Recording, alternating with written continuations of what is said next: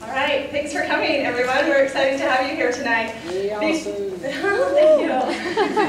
Before we get started, I just wanted to give you a little update of what happened with your students yesterday. It was really fun to have an assembly at the school where we reintroduced the beginning of the year. Mr. Esplin referred to. Ricky Chambers was fabulous and headed up a committee to get the Internet Safety Week started, where we taught all of the children. They're called power statements. Some of you will be familiar because they came home in their backpacks yesterday. And if they didn't, then go home and look in their backpacks. So we introduced all of these power statements earlier in the year, and then at the assembly, we reintroduced them, and then we had, I'm actually going to bring a special guest down so you can see. So we have a special guest behind the screen if you want to join us.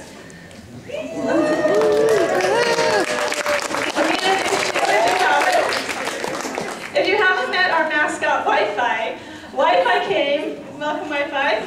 Wi-Fi came and helped act out with the students what they do in different situations on the internet, talking about keeping passwords personal, what to do if they see something that makes them uncomfortable, what to do, how to share what they've learned with a friend, right? And we wanted to show you, Wi-Fi actually taught all the students a little dance. So we're going to introduce that with that. Go ahead. We're going to show you Wi-Fi. Will you give us?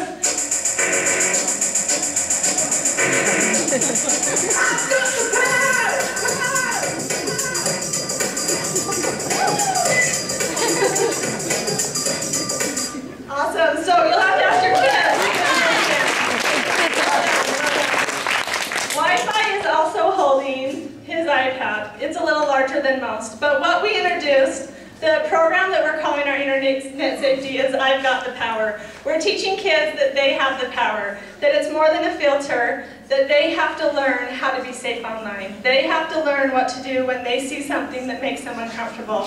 It's their choice. So Wi-Fi came and showed them we've created, and are created, and if any of you would like to help us, we'll be sending around a sign-up sheet, little bands, red bands that the kids can earn if they did their homework assignment on Schoology. So if your child hasn't done that, go home and ask them about their assignment on Schoology. They can earn that band for their iPad cover that will help remind them to be safe online. There will be other things going on throughout the year where they can earn little stars for their band. Different things that they can do at home with you, some things they can do at school. So just be aware of that. Check Schoology. There will be little updates that come through Schoology on what they can do to earn a star. We really hope that by making this fun and something the kids are excited about, that it will stay on their mind and that it will open the conversation at home with you. The reason for tonight is multiple reasons, but my favorite was at the first of the year when we did our Internet Safety Week. We went through the statement that if you see something uncomfortable, go and talk to your parent. So we talked about it at home with all of our kids, but my 12-year-old daughter came to me after and said, "Mom, I saw something that made me feel uncomfortable." And I've sat through a couple of Geoff Steurer's presentations, but as she said that to me, I thought, I don't know what to say to you. I don't know how to respond. And so it made me want to find out more. And I went to another presentation that Geoff gave and was really grateful for some of the advice of how to take this topic into every day. So with that little introduction and a thank you to Wi-Fi, we're so glad. So go ahead, Lynette. I want to say thank you to all the ladies that have helped get us put together, and Geoff for coming tonight. We really appreciate all the hours that have been put in, and we really believe in this. We feel like we've been inspired to do certain things to help your children. We have this tool of having a school that has iPads, and we have a challenge that a lot of schools don't have, and so we're trying to do the best we can to help keep our kids safe. So to officially introduce Geoff, Geoff Steurer is a licensed marriage and family therapist and founder of Alliant Counseling and Education here in St. George. He is also the founding director of LifeStar of St. George, Utah, a treatment program for couples and individuals impacted by pornography or sexual addiction. He is the co-author of Love You, Hate the Porn, Healing a Relationship Damaged by Virtual Infidelity. He has developed resources on addiction recovery, marriage and family relationships. Geoff also writes a weekly relationship column for the St. George News site and Meridian Magazine. He completed a bachelor's degree from BYU in Communication Studies and a master's degree from Auburn University in Marriage and Family Therapy, and he and his wife Jody are the parents of 4 children. Okay, on a more personal note, I have a million great things I could say about Geoff. He has personally helped our family through some tough times. And I know that Geoff really believes in what he's doing, and I know that he's here. We're not paying him. He's here spending his time to help us, to empower us. He takes time to be up on the latest and know what's working and what's not working, and he believes in what he's doing, and I know that he's helping a lot of people. And we'd like to thank him for being here, and I will turn the microphone over to him. Thanks.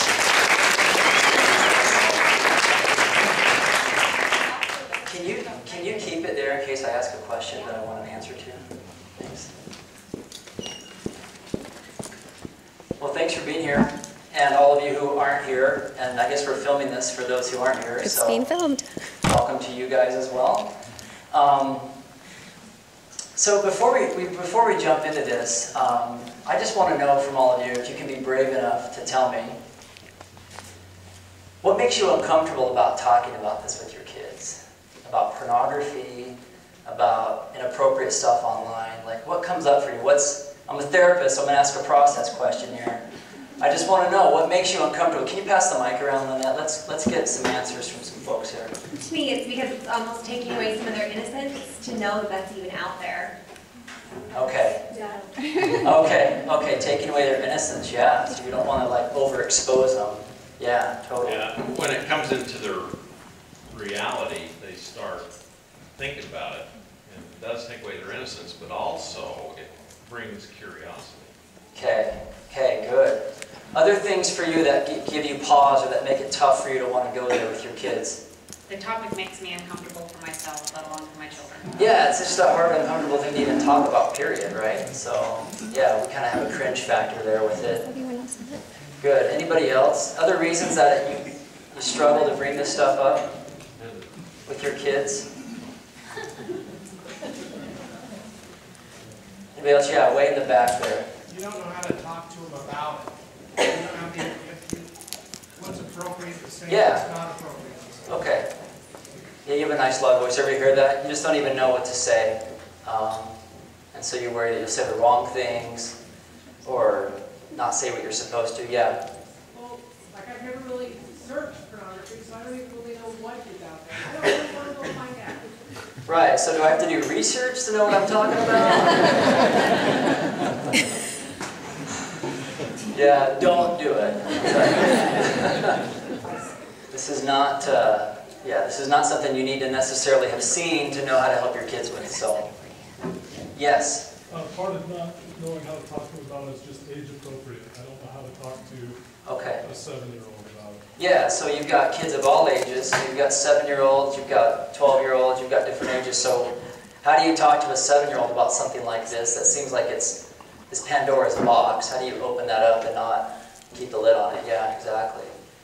Good. Let's take a couple more. I really want to know where you're coming from.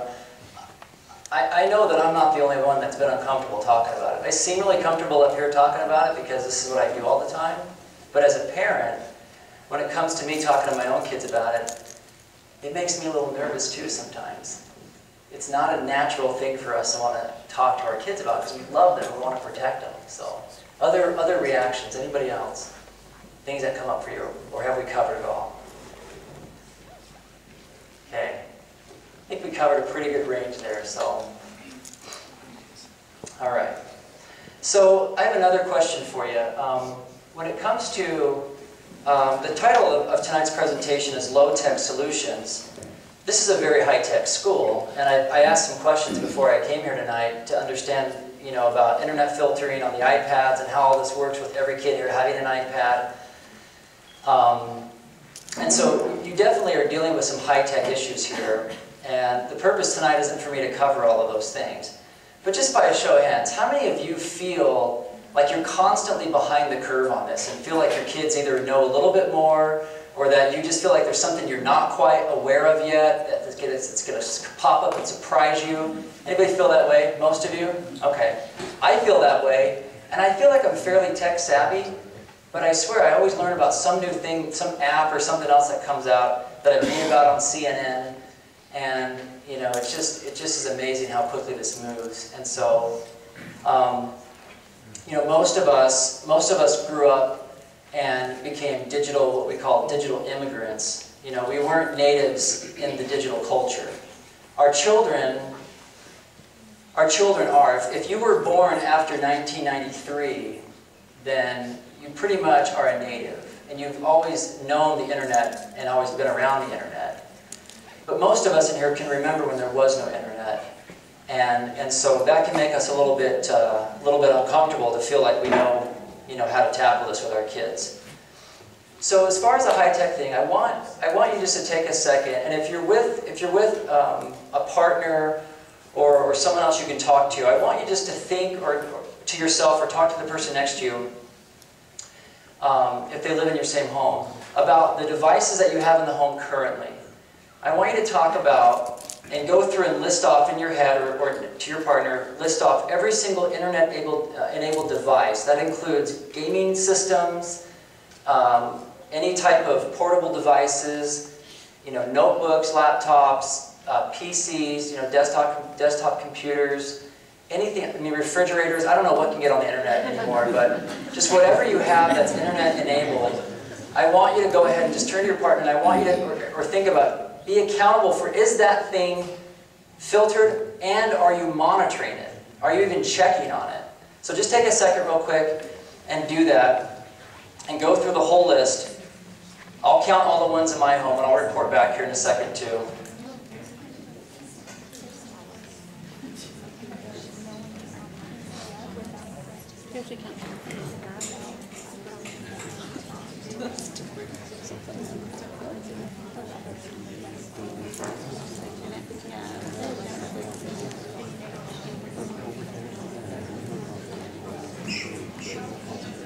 Look at history on there.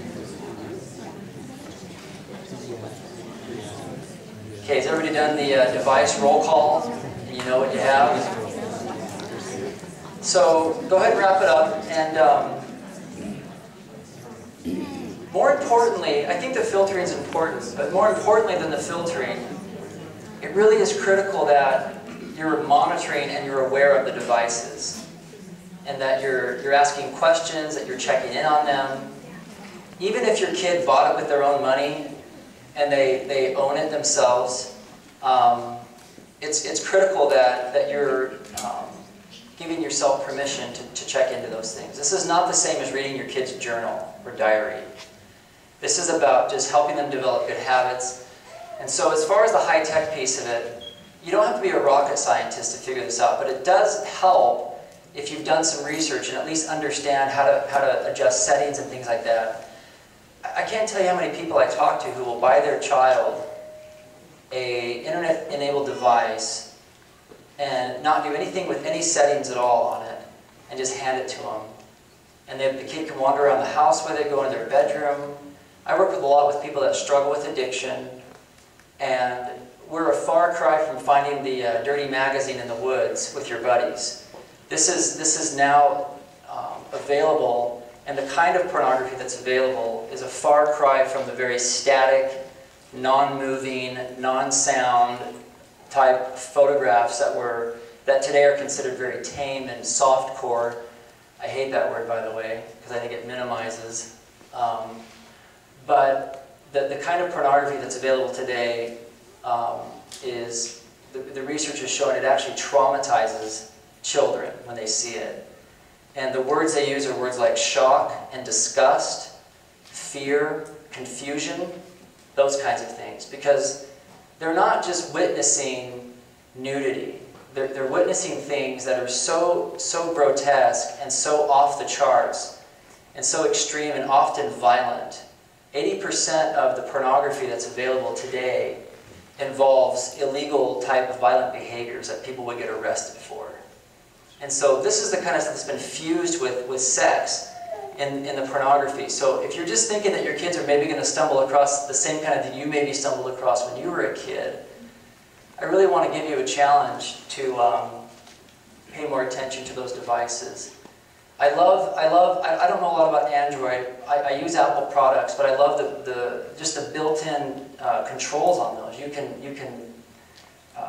eliminate apps on there that you don't want. You have a lot of control just with the basic settings. And so I encourage you, if your kid has an iPod or an iPad or anything else like that, to really take, well, all your kids have iPads, but to take control of those things for the high-tech part.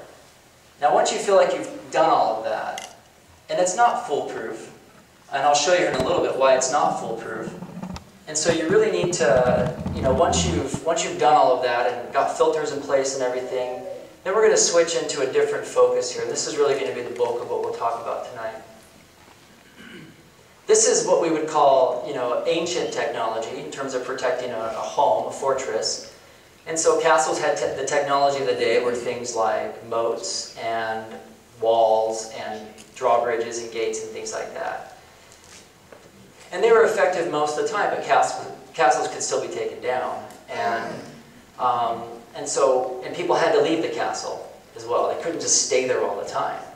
And in the same way that we might provide all these boundaries for our kids and feel like we've got it pretty well covered, our kids are going to go out and take some arrows. They're going to go out and be exposed to things that scare them, that make them uncomfortable, that they might feel secretive about, that they might feel confused about. And they need to be able to come back into the castle, enjoy the safety and protection of your environment that you can control, but at the same time have a way to process or make sense of what they've just been through. Now sometimes things will slip through the castle and you deal with things. The research says that 85% of first exposure to pornography happens in the home. And so, and the average age now is between 8 and 11. And so most kids are going to have their first experience inside the castle with this. But we know for sure they're going to have stuff outside the castle as well. And so it's critical that you know how to send them out and also what to do with them when they come back. So that you don't just assume that as long as your place is safe, they're good to go. Because you've got to have a way to be able to bridge that gap. So I'm just going to call this low tech. And there's 3 areas that we're going to focus on tonight for low tech. And the first one is parents becoming the sex educators. Because pornography is a giant sex miseducator. And it's full of lies, it's full of distortions, and it's really actually becoming the primary educator for our kids sexually. And a couple of things that a few of the parents said tonight when I asked that first question, a lot of you worried that you were going to expose your kids to things and introduce them to things that make them curious. But these days, the risk of not talking about this stuff is much greater than the risk of what you might introduce them to. Chances are they've either seen or experienced or will see or experience things that you would never even think to introduce to them. And so you actually run a greater risk in not saying something than trying to talk about this in an age-appropriate way that matches your values and your own family culture and language and those kinds of things, than letting somebody else decide basically what your kid is going to learn with this. The amount of advertising that kids see in a day, if they watch television or they're on the internet, is staggering. And we just finished the Super Bowl, and you guys know how much money and time and effort goes into creating a 30-second ad. Make no mistake, every single second of that is programmed to deliver a message that will influence behavior. Because it's designed to create buying behavior. They're not going to spend $3 million on an advertisement if it's not going to move people to action or affect attitudes or beliefs. And so the first thing we're going to talk about as far as being your primary role as a sex educator for your kids is going to involve not just having the birds and the bees talk with your kids, but also having a discussion about the larger cultural messages and what we would call the pornification of our culture that's trickling down into your own living room through different mediums. And so they recently did a study where they wanted to find out how many adults had the talk with their parents. And 53% said that they had, 33% said they did not, and 14% weren't sure. Isn't interesting? Of the ones that did get the talk, so the 53% that did get the talk, 73% of those said they were taught abstinence only. In other words, just don't do this. Okay, it's bad, don't do it. And then 28% of them were taught about healthy sexual relationships and so on. So half that did get it, 25% of those basically, a quarter of them, even got good information on bodies and healthy sexual relationships and things like that. Now, I'm not going to ask for a raise of hands, but I want you to think to yourself, did you guys get the talk? Was it a one-time event? Was it comfortable? Was it uncomfortable? Was your parents sweating bullets? Did they just show you some books and close it? I've heard all kinds of stories where, you know, the parent will be inappropriate and laugh about it, sometimes show them pornography, sometimes take them to a special place alone, and it's like has a very defined beginning and a very defined end, and after this evening is over, we will not talk about it again. I made the mistake of taking my son to Texas Roadhouse to do it. Don't recommend that. He couldn't even hear us, and I was yelling really vulgar words so he could hear me in the restaurant. So that was pretty uncomfortable for all of us, but we got through it. So you live and you learn. But as far as finding the right time and place to do it, I think it's good to have a formal talk with your kid. I think it's important for them to know you're talking about something important. But I think it stops there for most of us, because we're just so glad to have it over. And if that mirrors our own experience, where we're feeling like, oh boy, okay, maturation week at school, so maybe we should do it now. Honey, you talk to her, she's a girl, you know, and I'm off the hook, or, you know, there's just kind of this tug. And what I really want you to understand is, these days it really needs to be before it was the talk, capital T, proper. And these days it really needs to be the talks, little t, plural. And the talks that I'm talking about are really informal. So I think it's good to have the talk followed up by lots of little talks, hundreds of them. And they can be as short as some of the examples I'll share with you in a minute, or they can be much longer, ongoing discussions with your kids. So when you're having the talk with your kids, I hope you're teaching them that healthy sexuality is more than just the physical. Because the message that they're getting is that it's just all about bodies. And so that one purple ring is really where the emphasis is. And so if you look at the advice that's being given in modern, you know, women's magazines, you pretty much only need to be attractive, daring, right? And on all kinds of things to really pull this off successfully. And that's a complete misrepresentation, an over-representation of one very small aspect of healthy sexuality. And so I hope when you're having this talk with your kids that you're talking about the social aspects of it. Do you have a deep connection to this person? Do you have fidelity and love? And are you able to you know, talk and have connection and have a good relationship? That really healthy sexuality is an extension of that. Your whole relationship's not based on that. Or talk about the spiritual aspects of it. And in a lot of religious traditions, people talk about sexuality as a way to even connect spiritually with something bigger than themselves. Or the intellectual part of it, as far as in the relationship, having stimulating and interesting conversations, even understanding and getting educated about bodies and those kinds of things. There's just so much intellectually that good relationships are built on. And then, of course, emotionally, being patient, loving, compassionate, thoughtful, unselfish, all these kinds of things. So there's just a lot that goes into this. And to only talk about one aspect of it, again, is a really gross misrepresentation of what this involves. There's a lot of great books on how to talk to your kids about healthy sexuality. This is one that I like a lot. Some of you may have read it or used it with your families. But I want you to be as proactive as the media is proactive with your kids.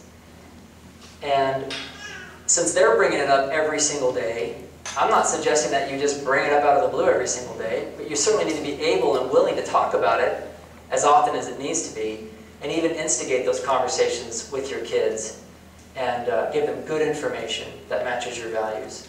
This takes a lot of courage, and I think it takes a lot of foresight to to be prepared and willing to talk about this stuff.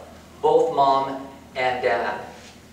Not just one parent, the one who's more comfortable with it, and so on. And it's good for children to see in a family that this is what we talk about in the family comfortably with everybody. It's not something we're ashamed of.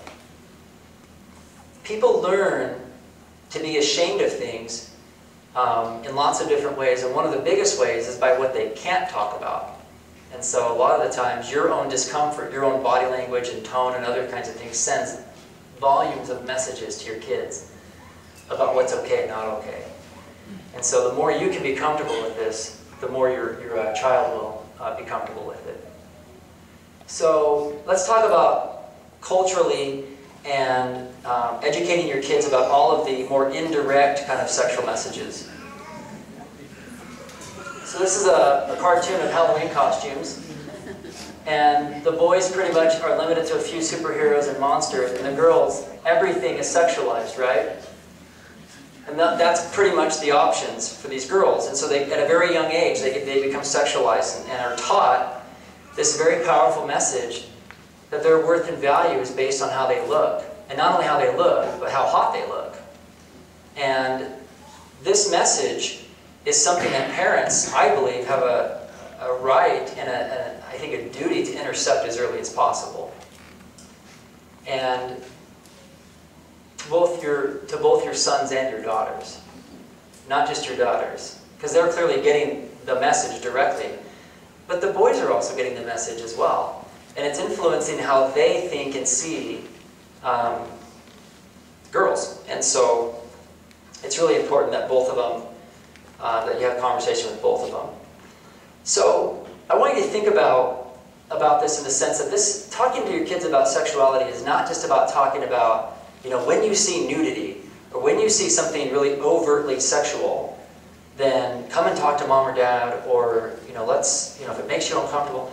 There's stuff going on that is really even, for a lot of kids, it feels weird to them, or they notice it, or they're not sure. You can start asking questions as they get a little older, and you can start to weave some of this stuff into the conversation. You know, and I don't think it's really would be weird with your kids. You know, if one of them said something, like you noticed that your kid was looking at the girl costumes, and he's a boy, you know, to be able to say, hey, you noticed that all the girl costumes, you know, are showing a lot of skin. What do you think about that? Or, you know, questions like, yeah, I noticed that that all the girl costumes look this way, but all the boy costumes they're all covered up like that. What do you think's going on with that? And just, your kids aren't dumb, and just to kind of push them and challenge them a little bit to get them questioning some of these things. Now, they may not notice anything, especially if they're really, really young, but I just want you to be aware that as your kids get older, these messages are starting to affect them. And it's really up to us to start making these things explicit so that they understand what the programming is all about. And it's everywhere. I'll give you another example. Last night I was over by Old Navy and walked by that store. I think it's called Ulta. You seen that? Over there by PetSmart or whatever. And this was their banner right out there. So I took my phone out and took a picture of it. And this is a good example of the pornification of our culture. So the name of the makeup is called Naked. But if you look at the tagline down at the bottom, you'll see that this is a script directly out of pornography that's been mainstreamed and normalized to act like it's not that big of a deal, and then it's normal to have multiple partners. So maybe your kid walking by that wouldn't see it, wouldn't notice it, wouldn't understand what that means. Okay, so I'm not going to like pull my 9-year-old aside and say, can you believe what that says? I'm not going to say that. But as a parent, I'm going to be aware of the fact that maybe an older kid might see that, and they might read it, and then it becomes internalized. So I'm just going to be aware, and I might even contact the manager of the store, or I might be able to say, that's really tacky, really inappropriate. This happened with a restaurant here in town that had some super inappropriate pictures. I was eating there with my wife, and so I contacted the manager and emailed them and told them that this is a place I would never take my kids. And they wrote me back and said that they love their decor and they're never going to change it, and that it's super classy. And so I've never been back. And I'm not going to say, I'll say it, Buca de Beppo. And so I thought that their excuse was really weak, and I wasn't impressed. And some people might be okay or comfortable with it, but for me it was really inappropriate. And so as a parent, it's really critical that we send very clear messages to our kids of what we're okay with and what we're not okay with. So I'm going to show you another example real quick of a video that BMW put out. Oh, let me plug this in. And I want you to watch this, and I want you to, if you're sitting down in your living room watching this commercial with your kids, I want you to think about, would you say anything? Would you bring anything up? Or would you just let it go? So let me see here.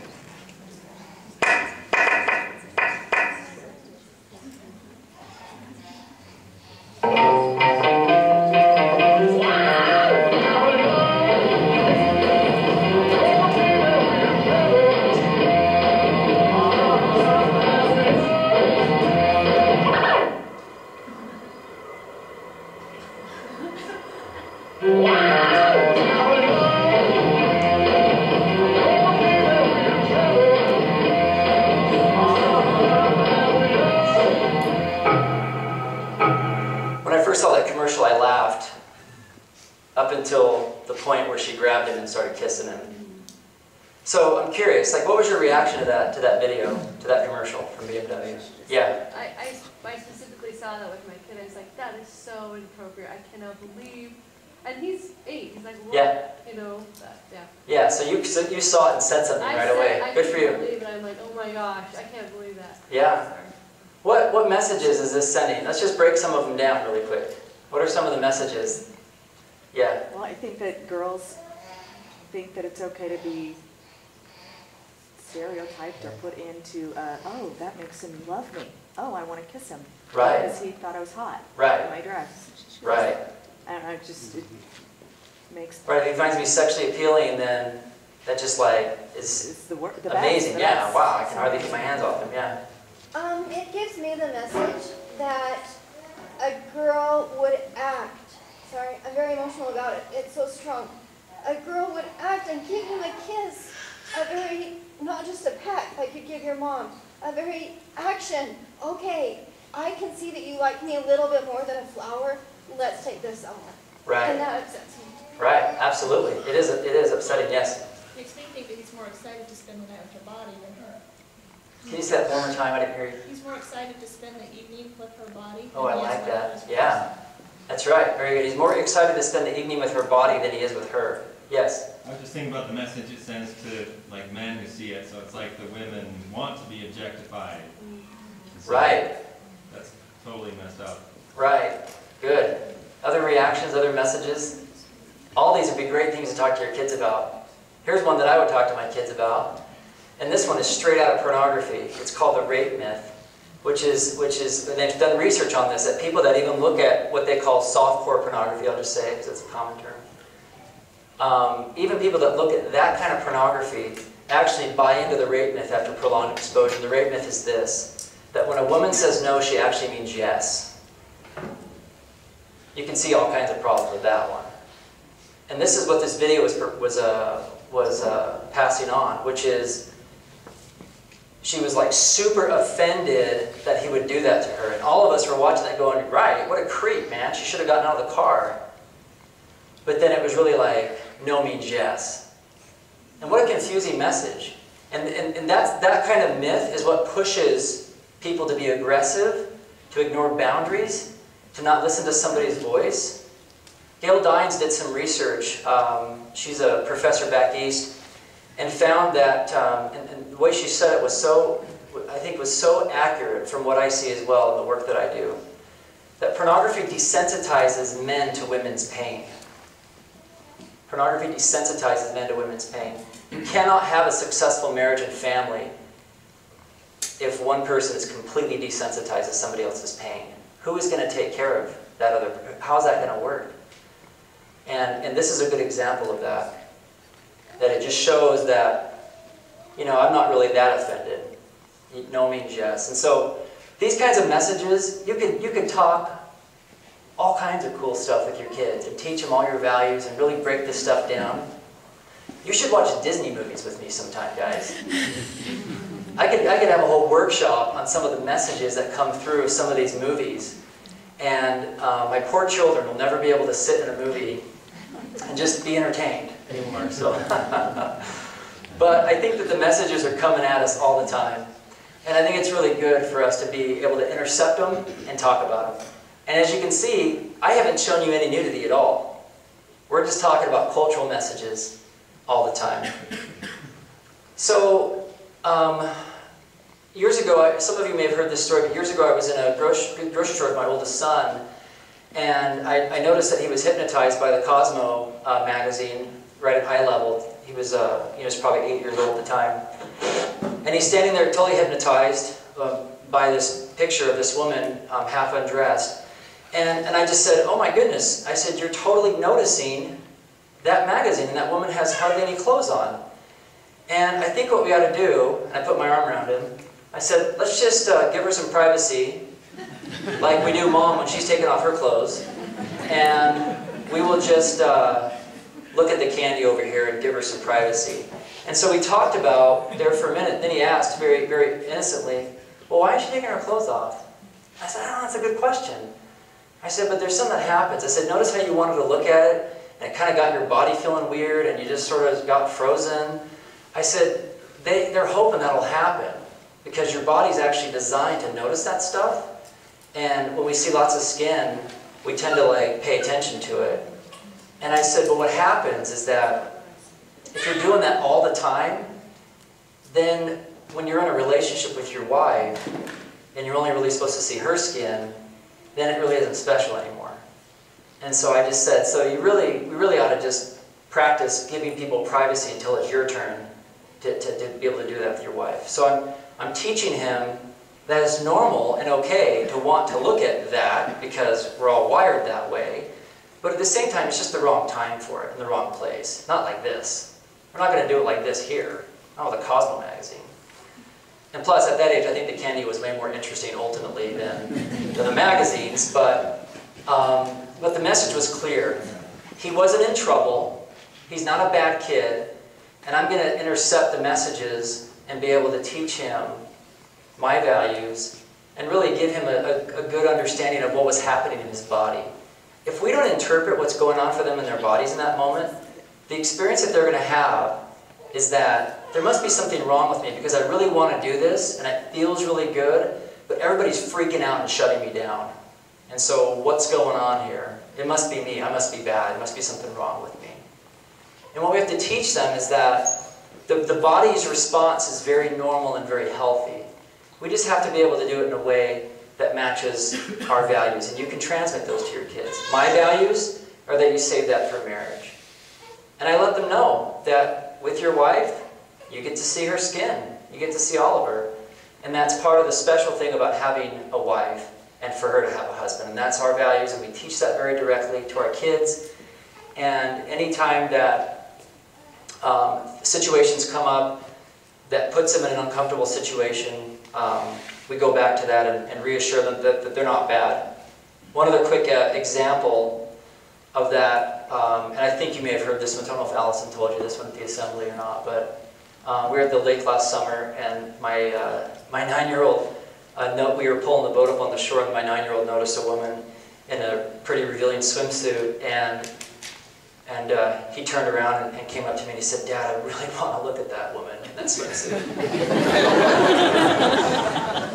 And I said, yeah, I totally noticed her too. And I said, so let's just face this direction, son. It's probably the best thing. And we'll just get the boat up on the shore. But yeah, I saw it too. And that's just what happens. We notice those things. And so good job. And just stick with me and we'll be all right. And so he's getting the message for me that he's not like some creepy, dirty, bad kid for noticing this. And at the same time, he recognizes that he can also set a boundary and make himself feel comfortable. And that's what he does. And so even at the dinner table tonight, we were talking about, he was in Rocket Fizz. Every night I ask questions of my kids from this little game we have that asks just cool questions. And one of the questions tonight was, what would be the ideal feature in your dream home? And my son said that he wants to build a Rocket Fizz right below his house so he can go down there anytime and get soda and candy. Have you guys been to Rocket Fizz? over by Durango's. It's a candy store. And then he's all, but kind of put his head down. This is the same kid. But there's some kind of inappropriate posters in there. And I said, like what? What'd you see? He's all, you know, like women, like. And I said, oh, so you saw some women's breasts then? And he said, yeah. And I said, well, so in your Rocket Fizz, like you'll just have really clean posters then, huh? And he's like, yeah, okay, that'd be good. So we just want our kids to know they can talk about it, that we're not going to shame them and be like, why were you looking at those posters in Rocket Fizz? Dirty kid, you know? We're not going to go there. So I'm going to read you a poem called The Elf King. And I think this is a really good illustration of this kind of back and forth with our kids and how much we need to pay attention to their own body language, their own discomfort. Because we're going to be in the world with them, out and about, doing things. And it's really important for us to start paying attention to how they're reacting to things. Because our kids, they're, you know, like I said, most of what they see will actually kind of confuse them or shock them or surprise them. And it's really good for us to pay attention. So here's the text of it. And this is a father riding with his son through the forest on a horse. Who rides here so late through the night and wind? It's a father with his small child. He holds his son firm in his arms. He clasps him safely and keeps him warm. He keeps him warm. So the father says, my son, oh, why do you look so afraid? The son says, see, father, don't you see the Elf King is there? The Elf King with crown and cloak. And then the father says, my son, it's a wisp of mist. And so the kid's starting to pick up on something, and the dad hasn't picked up on something, but then the father goes into minimizing and acting like it's not that big a deal. There's really nothing there. And I don't know if it just made the father uncomfortable, or he didn't want to pretend it was there, but anyway, things get worse. And the Elf King says to the child, my dearest child, come go with me. All kinds of games I'll play with you. Such lovely flowers bloom on the bank, and my mother has many golden clothes. And so it's creating a really alluring place for the child. The son says, my father, and do you not hear what Elf King promises sweetly to me? Stay peaceful, oh stay calm, dearest child. In leaves so dry there rustles the wind. So the father again misses another opportunity to connect with his son. Then the Elf King says, will you, dear boy, will you come with me? My daughters soon, they will wait on you. My daughters lead in the nightly dance, and sway and dance and beckon to you. The child's becoming more distressed. My father, and do you not see the Elf King's daughters in that dark place? And that father says, my son, I see it so clear. 'Tis only the ancient willows so gray.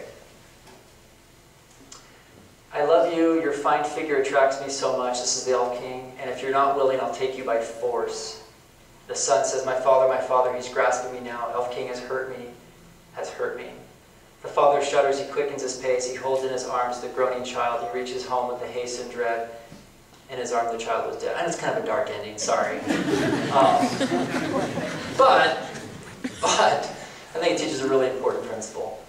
Our kids are going to pick up on stuff, and our own discomfort sometimes will keep us from talking about it with them. This stuff will make us uncomfortable. And if we're not the ones talking with them about it, then something else will grab them and teach them about it. And so this is really our opportunity to talk about it. So even if you're uncomfortable with something, and you're not really sure if they're picking up on it, I want to encourage you to just, in your own kind of age-appropriate way, find a way to just address this or talk about it, or bring it up, or somehow intercept it. Because again, you run the risk of not talking about it more than talking about it. So the second thing, as far as low-tech strategies, is to emotionally validate your kids. This is something that would have been good for the father on the horse to learn. He observed, he did pick up on the fact that his kid was a little uncomfortable, or he noticed something like that. A lot of parents ask me, they'll say like, well, how do you know if my kid's like into weird stuff, or like they're getting, how do you know exactly? Well, you have to really pay attention and not talk yourself out of stuff. And so, if one of my kids is really irritable or grumpy or seems to be more isolated or withdrawn, I don't know what's going on, but I'm observing it, and I'm going to come to them and talk with them in a non-threatening way and be curious about what's going on for them. And hopefully they'll start to talk about what's happening. If you don't really know what's going on, there's nothing wrong with guessing with your kids. The nice thing about, especially small children, This doesn't work as well for older teenagers, kind of does, but mostly for younger children. If you're wrong, they'll correct you. But a lot of the times they won't know what to say. So you actually are more safe just guessing instead of just trying to say, are you set, you know, instead of just saying, so how are you feeling? So what's going on for you right now? They're just going, I don't know, just get away from me. You're making me really uncomfortable. Instead, you can say things like, you look really sad right now. No, I'm mad. Oh, you're mad. So you can start to just guess and work with them and figure out what's going on with them emotionally. And I'll give you a resource to help you do more of this. The communication part is what I would just consider just talking to your kids about this stuff. Again, I don't really have any sort of set time when I'm talking about this with my kids. It's something we talk about all the time.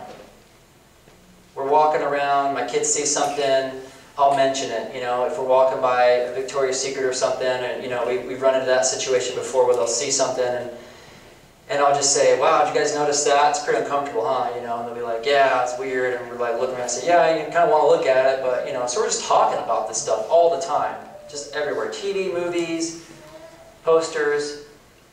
And then when your kid, this is probably my favorite parenting book to help you learn how to emotionally connect with your kid.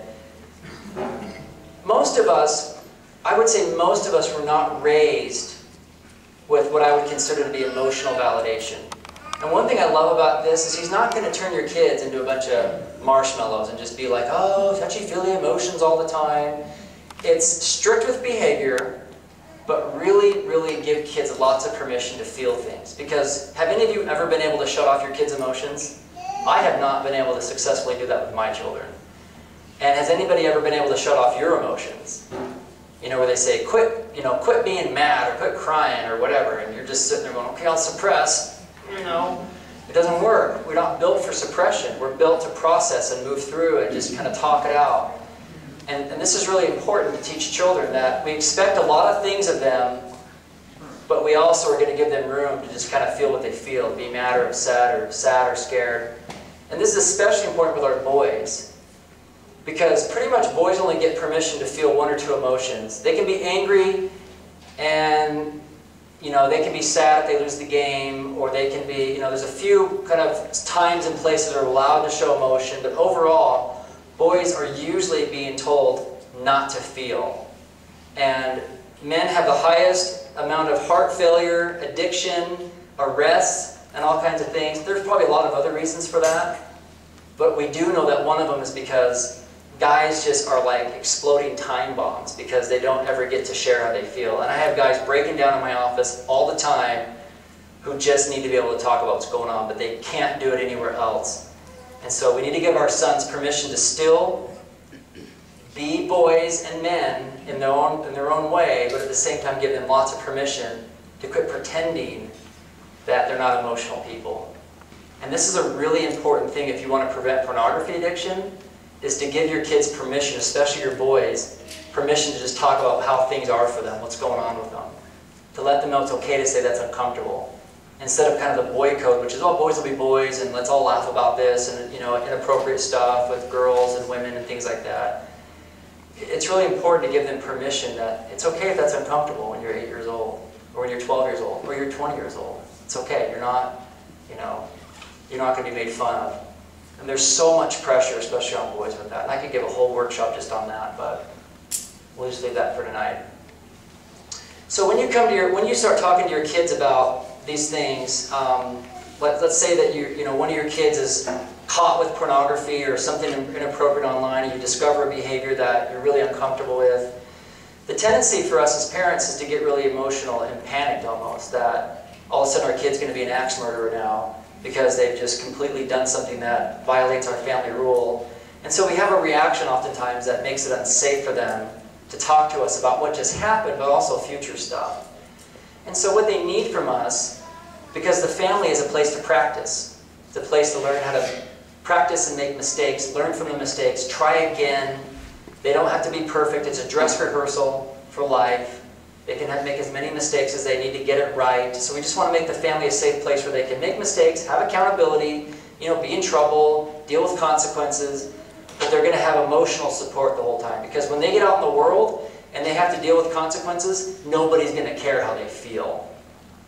And that's the harsh reality of the world. But in the family, they can have a chance to at least learn.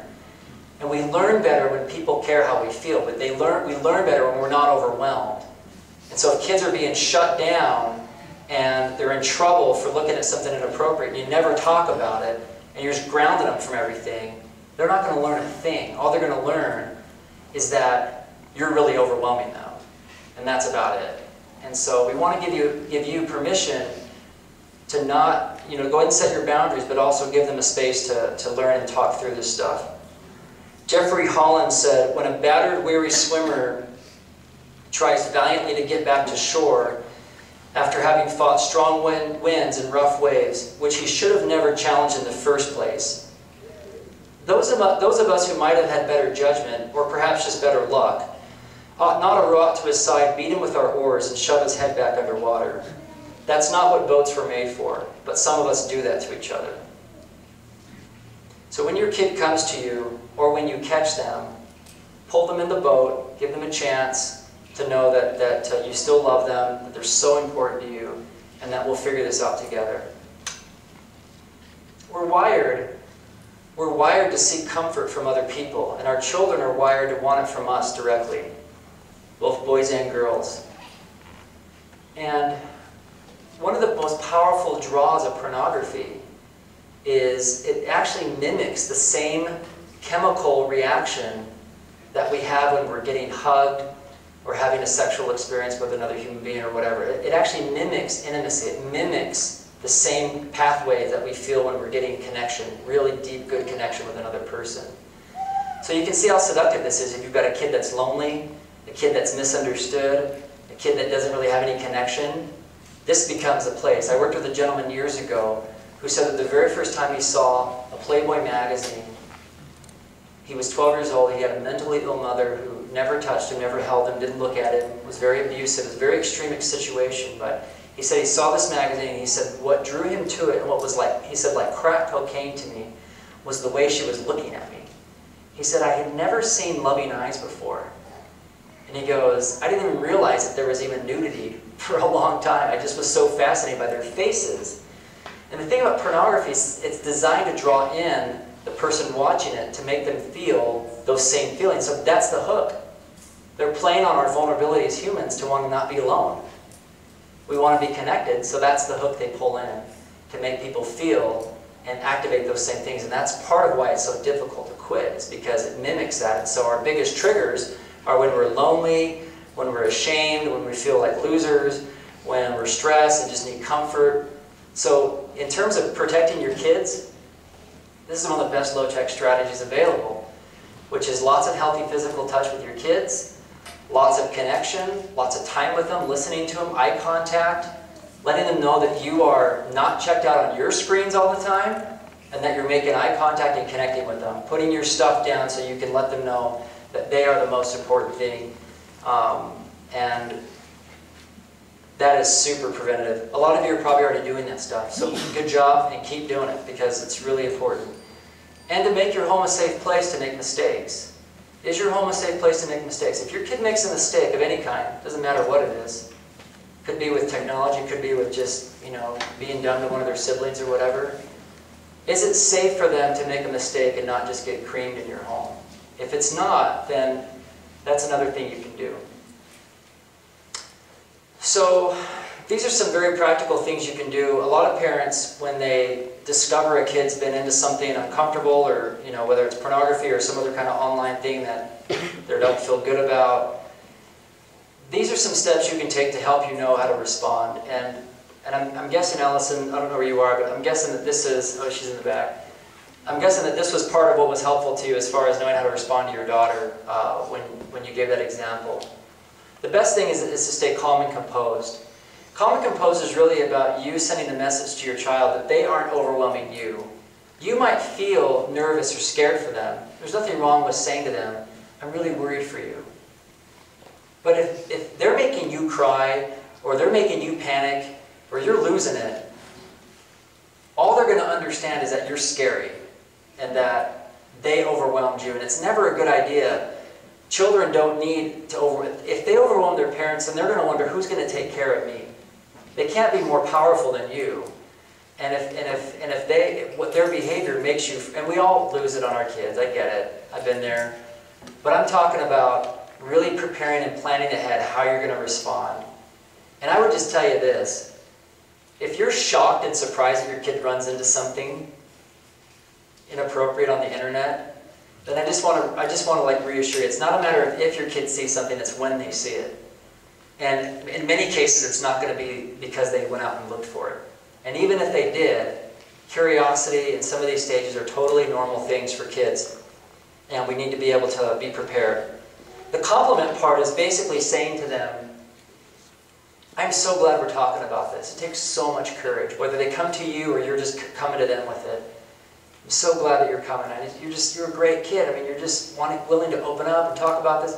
Even if they're quiet and they're just kind of scared and frozen, compliment them for staying in the room and being with you. And the fact that they're willing to have this conversation, or even just listen to you.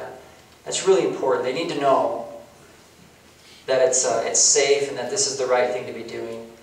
The commit part is really about letting your kid know that you're going to be there for the long haul, that this doesn't overwhelm you, and that you're going to keep bringing this up over and over again, and that it's something that's important to you, and you're not going to leave them alone with it, that they won't be abandoned with it. Because a lot of times parents will be like, well, you know, if you ever struggle about this, let me know again, or you can always talk to me anytime, and they're just going, I hope they never bring it up again.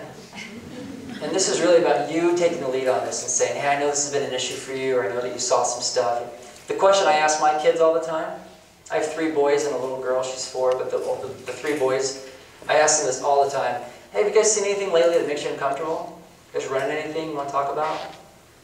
You know, I'm not sitting down going, have you looked at pornography? You know? You know, because pornography is such a vague word anyway. You know, because, you know, what if my kid was curious about some of those posters I showed, or some of those things, and they're like, well, that was weird, or like the Rocket Fizz thing, you know? So I just am always asking them, and they know that I'm committed and that I'm there for them. And the last one is connecting, and this is what we've been talking about as far as attachment. This is an ongoing thing that's going on all the time in the background, but you want to, when you're talking to your kid about this, sit close to them, let them know that you're right there with them. Don't just make it this like interrogation with the metal stool and the swinging light bulb, you know, where they're just sitting there totally petrified that you're just going to get information out of them. Take them somewhere. Go, you know, go take a walk. Go grab a soda. Just talk about what this was like for them. Give them some privacy and a chance to really process this. There's a great quote that a friend of mine shared with me. He just says that secret surface and safety. You may be wondering, like, you know, is my kid ever going to bring this up? I feel like he's kind of closed down, whatever. Just like with the example of my son at the beach. That secret surfaced in safety. He knows that I'm not going to freak out. He knows that I'm going to be a safe guy to talk to about this. And so he brought it up. And I was grateful for that. And for me, that was a little bit of a payday. I'm like, oh, cool. Like, he'll come to me and talk about this stuff. Because I would have never known. And for all I know, he could have been, you know, if he felt like, oh, I could never do this, my dad would never notice anybody like that. My dad doesn't see anything bad. You know? It's like, no, son, I'm at the same beach you are. I see the same things you see.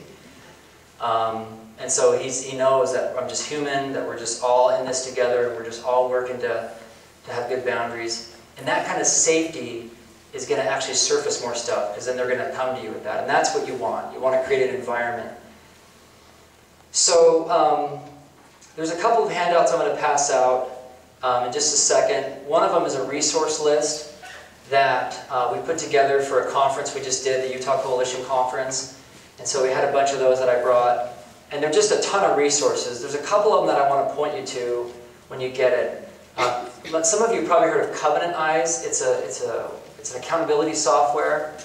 And what I love about Covenant Eyes, I like their software, but what I love what they're doing is that they have produced a ton of really good parenting materials. You know, they have like a 50-page manual on how to talk to your kids about pornography, and it's really awesome. You can download it for free. You know, it has a bunch of basically pushing you to buy their stuff in there, but I don't care. It's really good. So I would look at that, encourage you to get stuff like that, and read more about this. so that you have good resources. So, and the other resource is a resource called Pornography-Related Sex versus Healthy Marital Intimacy.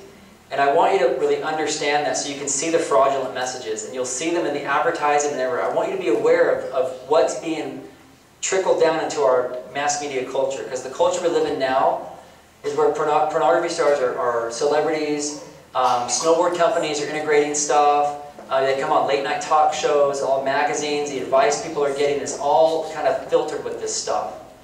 And it's really, really pervasive now. And so I'm going to give you that handout as well so you can look at the difference between the two, so you can use that as a way to guide your kids. Let me close with one thought, and then we'll take questions for just a few minutes, as long, for 10 minutes or so, while we're passing out the handouts. So let me grab my phone. I've got a quote up here I want to read for you. Yeah, it's fine. So a lot of us just want, if our kid is exposed to this, or if, a lot of us just want this to go away.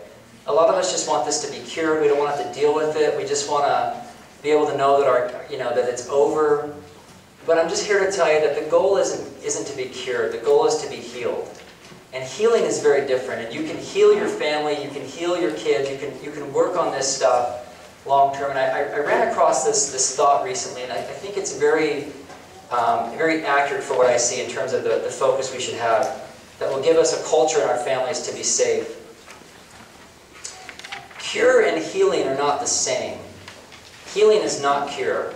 Cure is clean, quick, and done, often under anesthesia.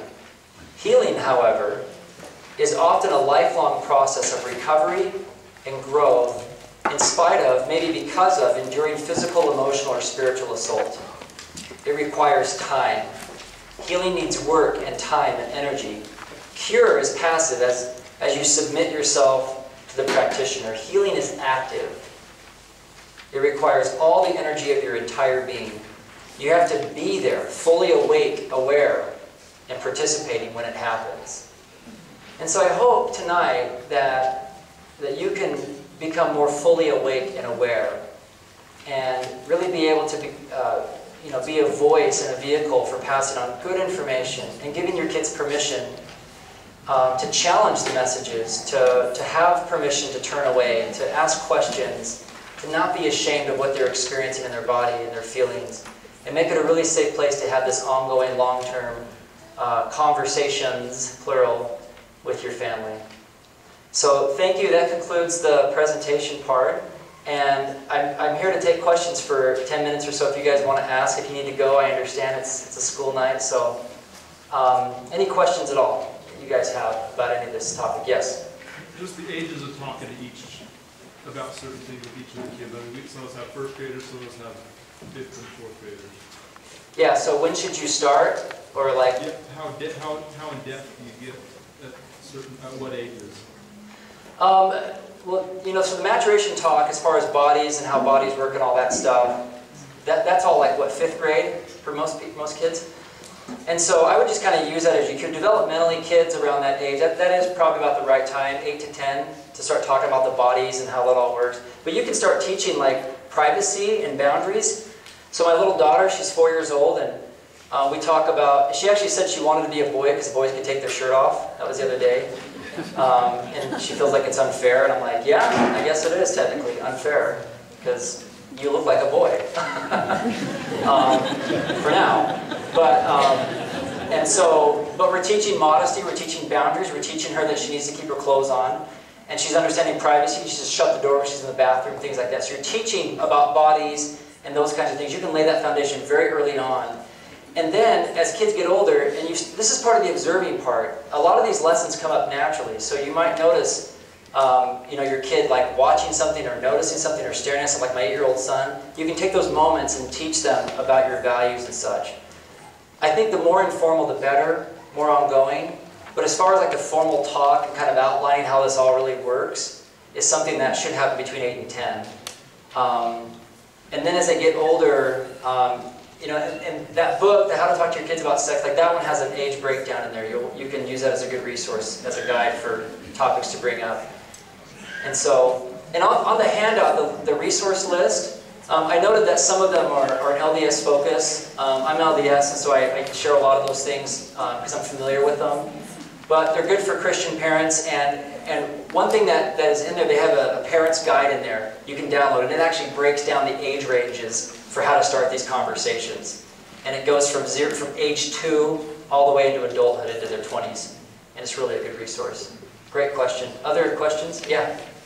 I've been like a single mom with my son for a while, and we can have a closer bond.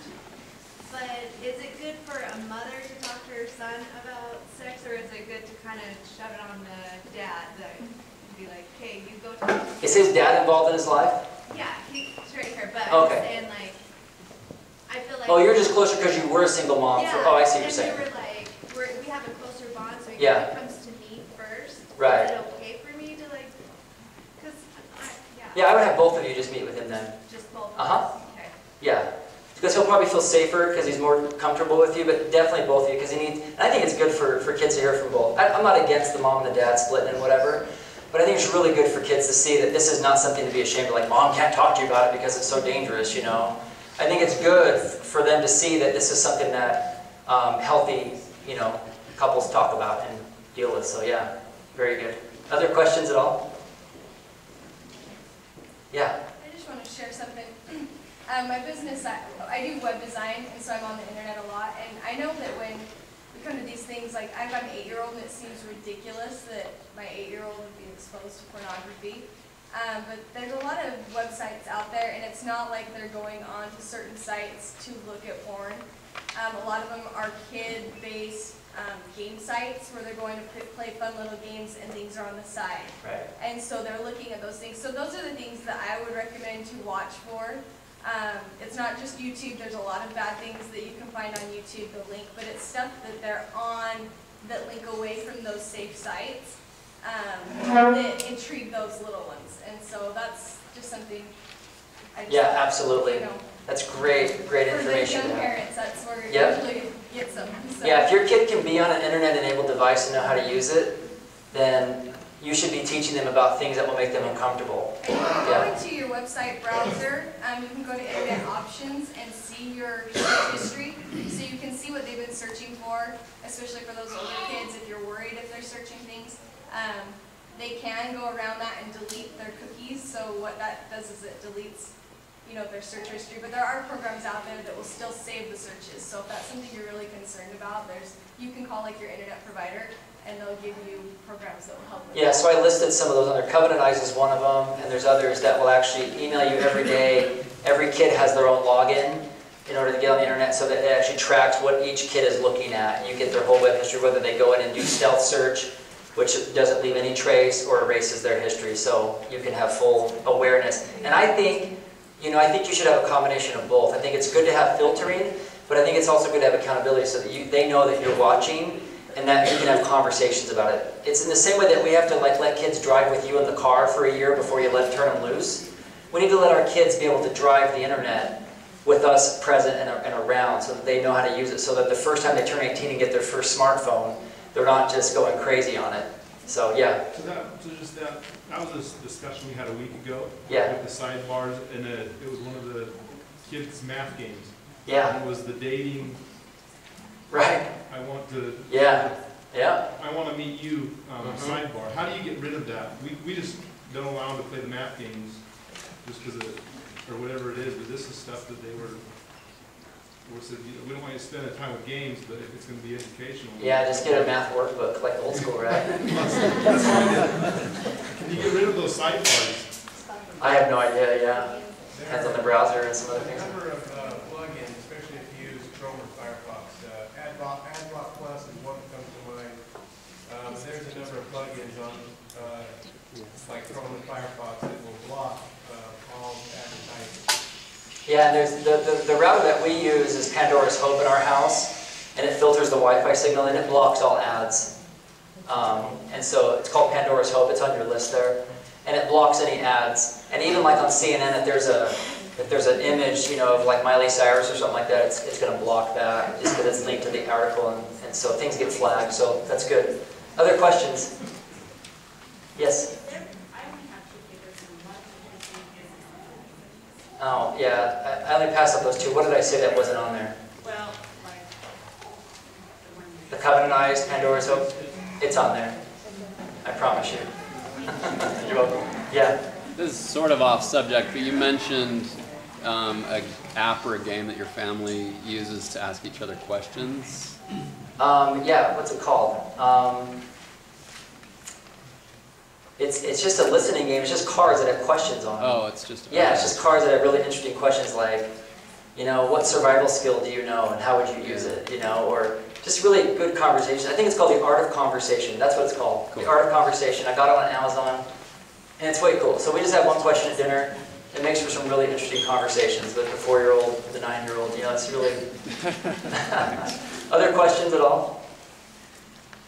Okay, my email address, I don't know if it's on there or not, but the top website on that page, the resource sheet is my website.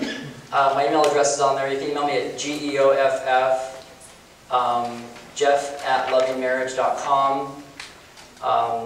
If you have questions about your kids, your family, whatever, I will get back to you and either give you more resources or try and answer your question if possible. I also write a weekly column for the St. George News, and so if you have a question you want more time, I answer one question a week, and you're welcome to send. I'll answer it anonymously, but you'll get 500 words out of me maybe instead of a quick response. So if you have a more complicated question, feel free to write me and I'll respond to it. It may take me a few weeks to get to it, but anyway, so thank you all. This has been great. You guys have been awesome, so have a great night. Thank you.